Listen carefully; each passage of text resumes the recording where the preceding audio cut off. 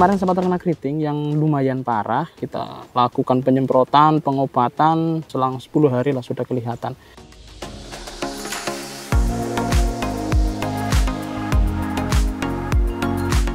Assalamualaikum warahmatullahi wabarakatuh, sahabat petani semua. Video kali ini kita akan belajar tentang budidaya cabai merah keriting di lahan yang sudah sangat endemik terhadap serangan virus dengan perawatan yang sangat sederhana tetapi hasilnya bisa sangat maksimal. Dan saya yakin video ini adalah salah satu yang paling ditunggu khususnya untuk petani cabai merah keriting. Ingin tahu kiat suksesnya seperti apa? Video lengkapnya setelah yang satu ini.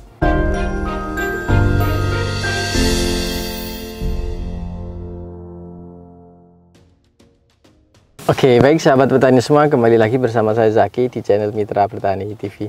Seperti yang telah saya jelaskan di awal tadi, kesempatan kali ini kita akan belajar tentang budidaya tanaman cabai merah keriting di lahan yang sudah sangat endemik terhadap serangan virus. Dan perlu sahabat petani semua ketahui, di daerah sini tingkat kegagalan itu sangat tinggi, hampir sekitar 50% petani lain itu mengalami kegagalan. Tetapi sang pemilik lahan ini alhamdulillah berhasil, bukan hanya berhasil tetapi dengan hasil yang sangat maksimal dengan penggunaan biaya yang bisa dikategorikan lebih irit gitu. Jadi ada beberapa bahan yang tidak digunakan kemudian diganti dengan menggunakan bahan yang lebih mudah untuk didapat dan lebih murah untuk diaplikasikan, tetapi secara hasil itu tidak jauh berkurang.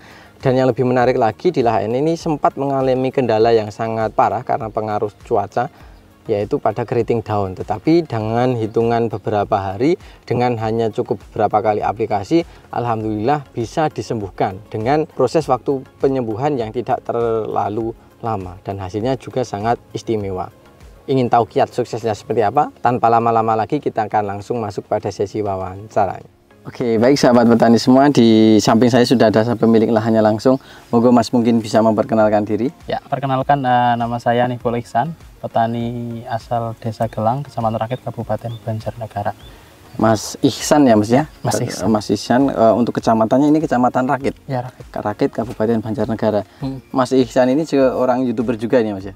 Ya, bisa latihan lah Mas. Latihan. Kalau boleh tahu channelnya apa ini Mas? Asalnya Ihsan Petani Muda. Ihsan Petani Muda. Ya. Nah, nanti teman-teman mungkin bisa juga ikut berkunjung kalau ingin belajar lebih detail, karena di channel beliau juga isinya juga tentang edukasi ya Mas, tentang edukasi, dan pengikutnya juga sudah lumayan banyak. Dan ini adalah hasil dari tanaman Mas Ihsan yang saat ini menjadi pusat perhatian. Yang pertama untuk varietasnya ini apa ini Mas Ihsan? Untuk varietas yang saya tanam ini adalah cabai tangguh F1 dari PT SWZ Panah Merah. Ini cabai terbaru keluaran dari Panah Merah. Dan Mas Ihsan juga baru pertama kali mencoba ini? Ya, baru pertama kali ini. Setelah mencoba ini, apa yang membedakan dengan varietas-varietas sebelumnya? Iya, kalau untuk cabai tangguh ini kan memang dia tipe hibrida, sudah F1. Dan kelebihannya memang ketahanan virusnya sudah sangat bagus. Jelas teruji ya? Jelas teruji, dan kelebatan buah dan keras buah.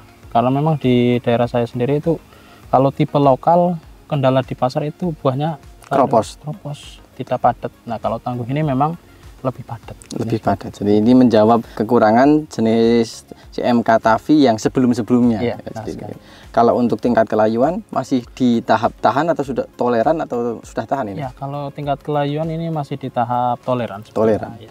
Toleran. Jadi tapi untuk lahan milik Mas Ihsan ini sejauh ini alhamdulillah masih sangat memuaskan ya Mas. Yes. Kalau untuk total populasi sekitar berapa ini Mas? Untuk populasi ini lahan 100 ubin atau 1400 meter, masuk tanaman sekitar 3.800-an. 3.800-an dengan tingkat kematian? Ya, nggak nyampe 2%. Nggak nyampe 2%. Padahal untuk cuaca sangat ekstrim. Sangat ekstrim. Ini antara hujan dan panas. Ya, hujan panasnya luar biasa. Untuk saat ini panasnya memang luar biasa. Tetapi kemarin juga pernah diguyur hujan yang luar biasa juga. Iya, betul sekali. 3 hari. 3 hari. Hujan malam sampai pagi terus. Oke. Dan mungkin kita akan belajar dari Mas Ihsan ini mulai dari bawah Mas. Untuk ketinggian tempat untuk di sini sekitar 180. 180 ya, 180 termasuk dataran rendah. Kemudian kalau untuk pupuk dasar Mas yang digunakan apa saja ini Mas? Ya, kalau untuk pupuk dasar ini lahan per 100 ubin. Yang pertama kapur dolomit itu dikasih 3 kintal per 100 ubinnya. Terus yang kedua NPK 1 kintal. NPK-nya ini apa? NPK saya pakai NPK Ponska. Terus untuk fosfatnya kita pakai Vertipos 1 kintal. 1 kintal tanpa pupuk kandang. Tanpa pupuk kandang Mas. Pertimbangannya kenapa Mas tanpa pupuk? Memang karakter petani beda-beda ya. Termasuk saya sendiri untuk pemakaian pupuk kandang belum pernah pakai sebetulnya. karena memang saya termasuk petani yang simple, inginnya simpel-simpel saja itu seperti itu ya, tanpa pupuk kandang. Nah, tanpa pupuk kandang pun ini di sini untuk bisa dikatakan untuk pengganti pupuk kandang. Saya juga kemarin pakai Power Soil untuk asam humannya untuk pengganti pupuk kandang. Jadi kalau untuk pupuk kandang memang Mas Ihsan ini tidak terbiasa untuk menggunakan pupuk kandang dengan alasan mungkin lebih simpel, lebih praktis. Padahal kalau untuk pupuk kandang sebenarnya dekat dengan kandang-kandang juga, Mas. Ya, kalau memang di sini memang dekat kandang ayam petelur, ayam daging dan juga kambing pun banyak. Ini seperti itu. Tapi untuk nanti untuk pupuknya jelas itu sudah beli, kemudian cara mengaplikasinya, biaya pengangkutannya dan lain sebagainya itu tentunya ada biaya lagi.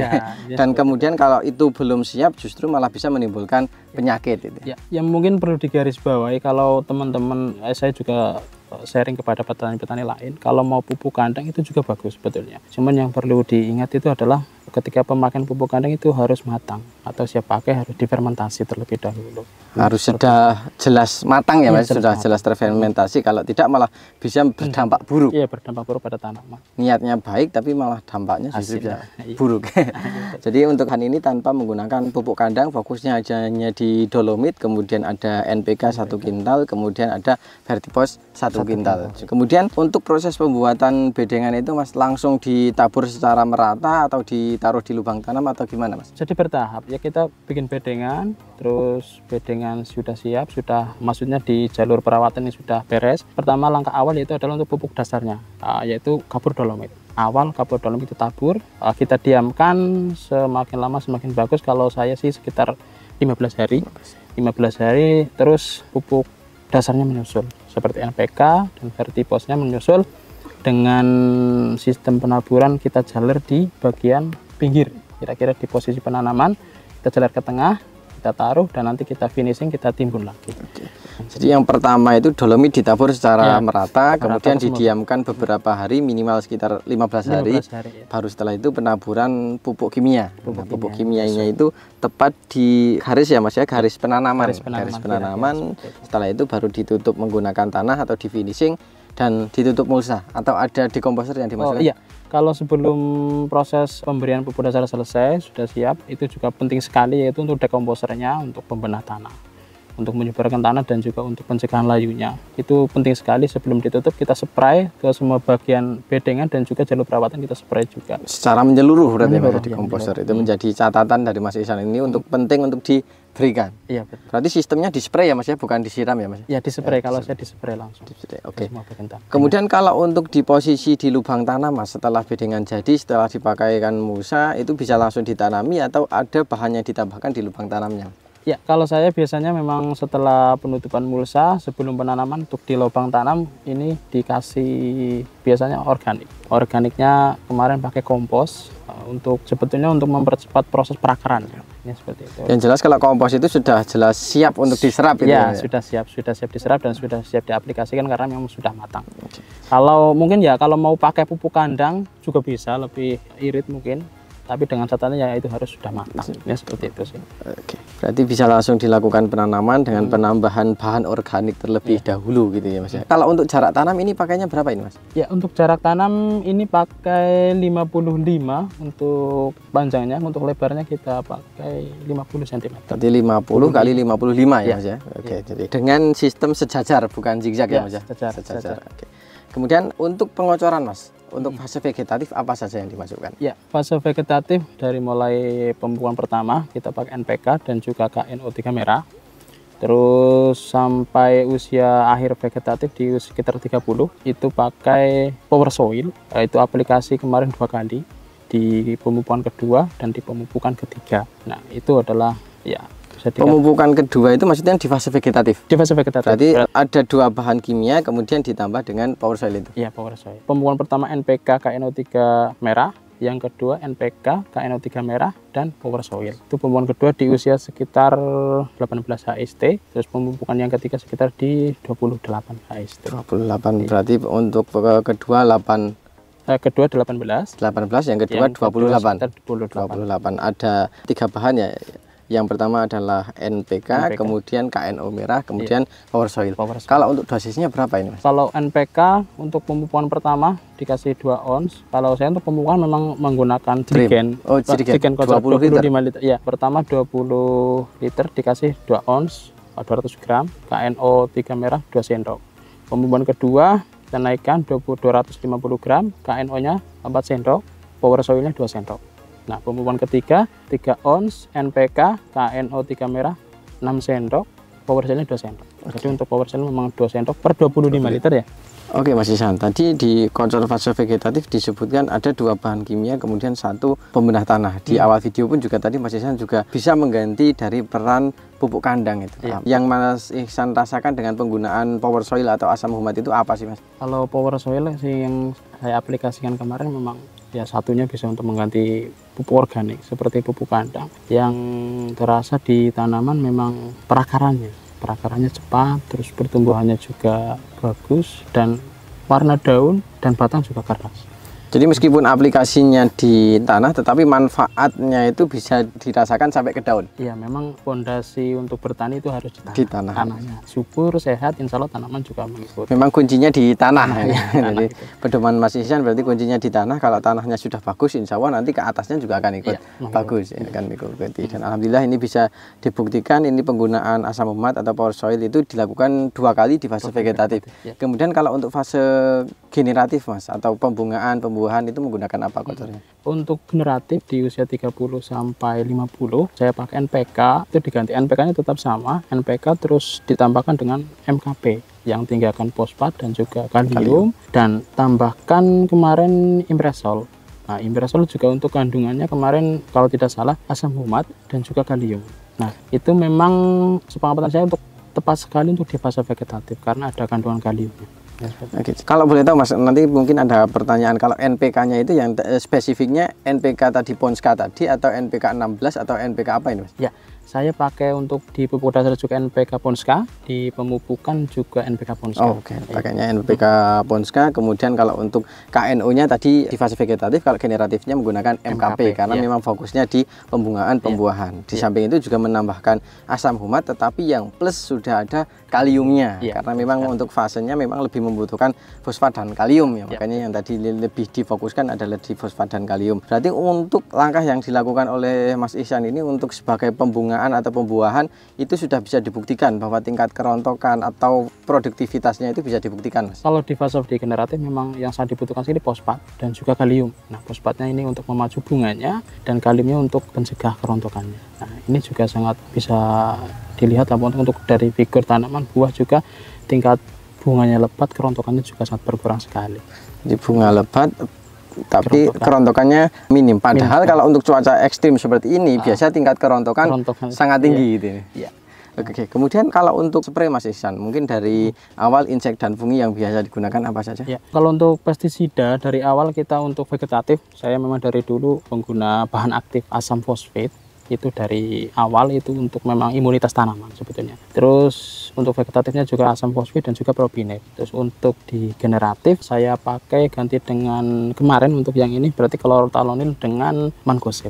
Berarti kalau Mas Ihsan ini lebih ke bahan aktif bukan merek dagang. Iya, kalau untuk merek, kalau berbicara merek dagang memang banyak sekali Mas. Nah, nanti teman-teman petani saya juga arahkan kalau untuk belajar di bahan aktifnya. Kalau memang merek dagang banyak, yang dipelajari perlu ada bahan aktifnya. Ini seperti itu. Jadi kadang kita ditipu atau bukan ditipu sih, kadang kita terpaku hanya pada di merek dagang. Ya, padahal nanti dengan bahan aktif yang sama, kadang ada harganya yang lebih selisih dengan manfaat yang sebenarnya bukan sulit ya Mas ya. Kalau kita sudah terbiasa, insya Allah bahan aktif itu juga mudah untuk kita hafal atau mudah kita kenali gitu. Pada ya dasarnya Mas Ihsan ini juga tadi sudah disampaikan ada asam fosfat, kemudian ada propinef, kemudian di fase generatif ada klorotalonil, kemudian ada mancozeb dan karbendasim.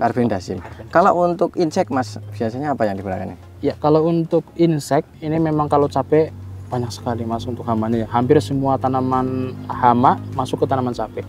Seperti trip, tungau, lalat buah, belalang, hampir semua masuk. Kalau untuk di pencegahan kondisional sih sebetulnya kalau untuk awal-awal pakainya imidacloprid, abamectin dan acetamiprid itu untuk obat keritingnya. Terus untuk obat lalat buah itu pakai imidacloprid dan dimetoat. Jadi kalau Mas Ihsan ini lebih disesuaikan dengan kebutuhan. Ya, sesuai dengan kebutuhan dan juga kondisi hama dan lahan ini seperti itu. Jadi bukan patokan kalau untuk berapa hari spray ini supaya ini bahwa tidak, tapi menyesuaikan dengan kebutuhan dan kondisi tanaman. Iya, Jadi itu juga akan jauh lebih hemat dan akan lebih tepat sasaran. Ya, betul, ini Mas, kalau melihat dari daunnya ini sepertinya kalau melihat musimnya juga tanaman yang seusia ini itu rata-rata terkena serangan keriting yang sangat parah. Ya. Milik Mas Ihsan sendiri mengalami hal yang sama atau tidak, Mas? Ya. Kemarin di usia sekitar 40 sampai 50. Nah, itu kan memang pertama cuaca sangat ekstrim sekali. Musim hujan setiap hari, setelah itu sekitar 15 hari kemarau lagi. Nah, itu saya kecolongan sebetulnya. Kecolongan terlalu asik panen cabai di lahan sebelah. Ya.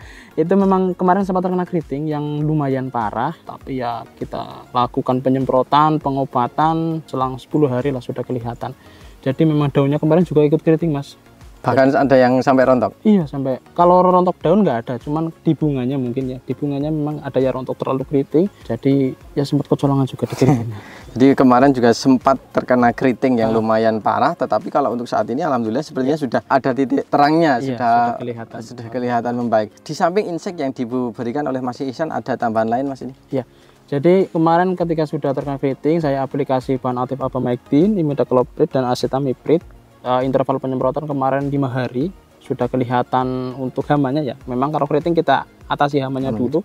Hama trip tungonya sudah bersih, sudah beres. Itu kemarin saya aplikasi Vitaron, Mas. Vitaron itu yang saya amati sebagai suplemen tanaman. Suplemen tanaman untuk tanaman yang memang setelah terkena keriting, terus cuaca yang sangat ekstrim sekali, itu untuk memulihkan daunnya sih, Mas, daunnya. Nah, alhamdulillah kemarin aplikasi berarti 2 kali. Aplikasi 1 kalinya di 5 harinya sudah kelihatan. Kalau dosis yang dipakai berapa? Dosis yang dipakai kemarin saya pakai 2 ml per liter. 2 ml per liter. Iya. Berarti 32 ml per tangki 16 liter. 1 kali aplikasi di rentan waktu 5 hari itu sudah mulai terlihat. Kelihatan, iya, cuma ya dengan catatan hamanya sudah dikendalikan terlebih dahulu.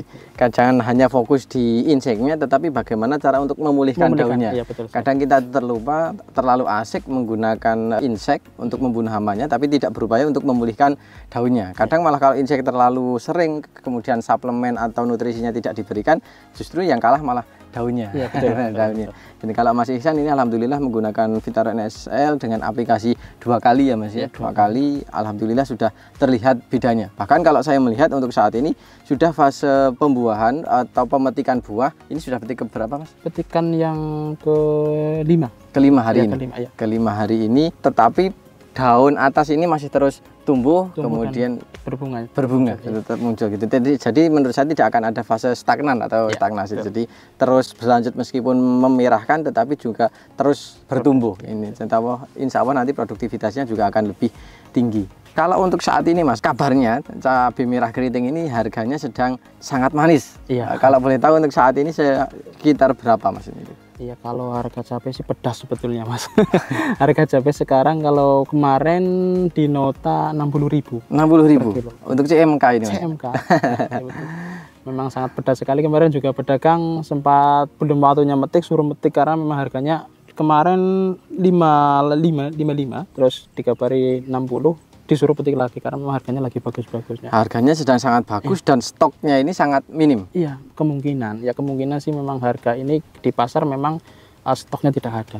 Hukum alam ya, Mas ya. Barang sedikit biasanya harganya naik. Kalau di sekitar lahan milik petani sekitar juga, Mas Ihsan, kalau Mas Ihsan mengamati, apakah tingkat kegagalan untuk tanaman cabai ini juga untuk akhir-akhir ini sangat tinggi, Mas? Iya, memang saya berbicara di daerah saya sendiri ya.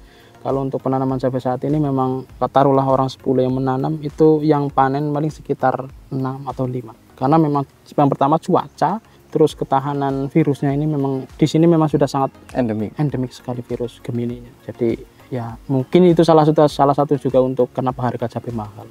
Dan alhamdulillah di antara 5 yang berhasil, Mas Ihsan ada di dalamnya. Ya, alhamdulillah. Dengan harga juga yang ini alhamdulillah juga sangat tinggi, kemudian produktivitasnya juga sangat tinggi. Kemudian sedikit tambahan untuk lahan Mas Ihsan ini juga ada 2 perlakuan. Yang satu adalah dirempel habis, yang satu tidak dirempel atau disisakan itu, Mas. Ya. Jadi ini lahan bersebelahan, yang lahan ini kita untuk tunas air kita full rawat. Paling kita sortir, jadi misal ada 5 tunas air, yang 3 besar, yang 2 kita buang. Itu full tunas air, yang lahan sebelah kita full rempel. Jadi fokus di batang utama. Sebetulnya untuk perbandingan, kadang untuk kawan-kawan kan banyak pertanyaan juga, bagus yang dirempel atau yang di tunas airnya dibiarkan. Jadi buat perbandingan kawan-kawan petani yang melihat, nanti bisa untuk pertimbangan untuk pola tanamnya, teknis budidayanya sih. Kesimpulan sampai saat ini? Kesimpulan sampai saat ini, kalau untuk tonase kita bagus tetap yang dirawat tunas air. Biarkan. Iya, dibiarkan. Kalau untuk yang dirempel mungkin kelebihannya buah lebih besar. Diameter buahnya lebih besar. Cuman kalau di banyak buah tetap banyak yang biarkan. Iya, dibiarkan. Secara tonase tetap masuk yang di full tunas air. Jadi tentunya ada plus dan minusnya gitu. Plus. Jadi kalau yang dirempel itu fokus di batang utama, diameter buahnya akan lebih besar dengan jumlah buah yang tidak terlalu banyak, tetapi tonasenya juga akan tinggi. Nah, untuk yang seperti ini buahnya biasanya lebih kecil, tetapi buahnya tentu lebih banyak dibanding yang dirempel itu. Tapi kalau untuk sampai saat ini kalkulasi dari Mas Ihsan untuk produktivitas lebih banyak yang ini yang tidak diragukan perempelan. Iya, betul. Oke, mungkin itu sahabat petani semua. Sebelum kita akhiri Mas Ihsan, mungkin ada pesan yang ingin disampaikan untuk sahabat petani semua? Ya, untuk sahabat-sahabat petani muda khususnya, teruslah tetap untuk menanam ya, karena memang bertani itu asik, bertani itu indah, petani adalah pahlawan bangsa. Wah, mantap. Kata-kata yang sangat mencerahkan. Dan mungkin itu yang bisa kami sampaikan pada kesempatan kali ini. Sebelum saya akhiri, saya akan mencoba menyimpulkan apa yang telah kita bahas pada kesempatan kali ini. Yang pertama, ini adalah lahan milik Mas Ihsan di Kecamatan Rakit, Kabupaten Banjarnegara dengan ketinggian sekitar 180 mdpl, kategori dataran rendah. Kemudian untuk varietas yang ditanam ini adalah Tangguh Tavi Tangguh F1 dari Panah Merah. Dari Panah Merah ini baru pertama kali menanam dan alhamdulillah ada beberapa keunggulan. Di antaranya adalah ketahanan virusnya sudah jelas terbukti. Kemudian yang paling signifikan itu adalah di kepadatan buahnya, karena untuk yang varietas lokal biasanya itu keropong, jadi itu menjadi permasalahan di daya simpan, kemudian daya belinya juga berkurang. Nah, untuk ini menjawab tantangan itu, jadi buahnya lebih padat, produktivitasnya juga lebih tinggi. Untuk kelayuan masih ditoleran ya Mas ya. Untuk pengamatan Mas Ihsan ini masih di tahap toleran. Kemudian untuk pupuk dasar beliau main aman dan tidak mau terlalu ribet. Untuk pupuk kandang beliau tidak digunakan karena sebenarnya menggunakan bagus dengan catatan sudah terfermentasi sempurna, tetapi daripada masih mentah itu lebih baik tidak, dan tentunya dari biaya juga akan lebih hemat, waktunya juga akan lebih cepat. Dan untuk mensiasati penggunaan pupuk kandang itu beliau menggunakan asam humat. Nah, untuk lahan dasar ini hanya 3 bahan. Yang pertama adalah dolomit, ini sekitar 300 kilo untuk 1400 meter. Kemudian untuk NPK Ponska-nya menggunakan 1 kintal, fosfatnya dari Vertipos itu juga 1 kintal. Kemudian sebelum ditutup mulsa ini pastikan dekomposer masuk di seluruh permukaan tanah ya Mas ya. Di permukaan tanah itu disemprot secara merata menggunakan dekomposer. Setelah itu bisa dilakukan pemasangan mulsa. Kemudian untuk lubang tanam ditambahkan dengan bahan organik menggunakan pupuk kompos yang sudah jelas siap untuk diserap oleh tanaman.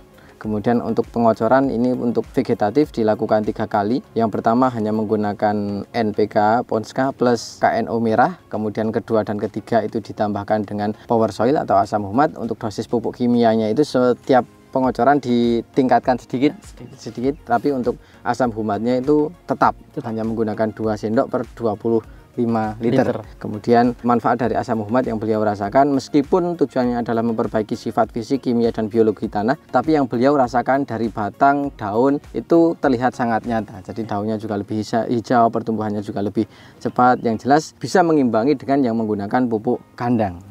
Kemudian kalau untuk fase generatif masih sama, NPK-nya masih digunakan, kemudian KNO itu diganti dengan MKP.